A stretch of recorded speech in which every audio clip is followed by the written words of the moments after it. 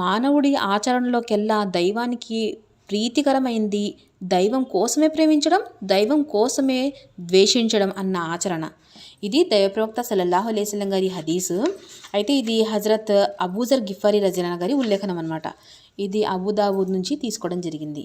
అలాగే వేరొక హదీస్లో ఏం చెప్తున్నారంటే, ఏ దాసుడైనా ఇతర దైవదాసుల్ని కేవలం దైవం కోసమే ప్రేమిస్తే అతను తన ప్రభు ఔన్నత్యాన్ని ఘనతను గుర్తించినట్లే అని చెప్తున్నారు. ఇది ముస్నద్ అహ్మద్ నుంచి.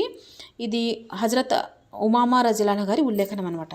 దీని యొక్క అర్థం ఏమిటంటే, మనం ఒకరిని ఇష్టపడుతున్నాము అంటే అది కేవలం దైవం కోసమే అయి ఉండాలి.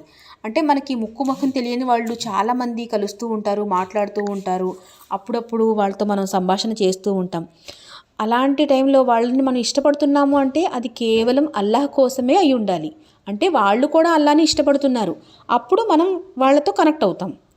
అలా కాకుండా కొందరు ఏం చేస్తారంటే అల్లాహ్కు వ్యతిరేకంగా మాట్లాడుతూ ఉంటారు. అలాంటి వాళ్ళతో మనకి ఎటువంటి సంబంధం లేకపోయినా వాళ్ళతో మనం వ్యతిరేకంగా ప్రవర్తిస్తాం. ఎందుకంటే వాళ్ళు అల్లాహ్ని వ్యతిరేకిస్తున్నారు కాబట్టి మనకు వెంటనే కోపం వచ్చి వాళ్ళ మీద మనం ద్వేషం అనేది చూపిస్తాం.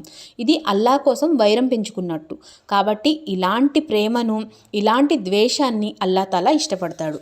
అంటే కేవలం అల్లాహ్ కోసమే ఇష్టపడాలి, అల్లాహ్ కోసమే ద్వేషించాలి. అంతే తప్పించి స్వతహాగా మన కోసం కాదు, మనకేదో వాళ్ళు ఫేవర్ చేశారు కాబట్టి మనం వాళ్ళతో ఇష్టపడుతున్నాం, వాళ్ళతో కలిసి ఉన్నామని కాదు, మనల్ని ఎవరో తిట్టారనో లేదా మనల్ని బాధ పెడుతున్నారు అని వాళ్ళతో మనకు వైరం అనేది పెంచుకోకూడదు అని ఈ హదీస్ యొక్క అర్థం అన్నమాట.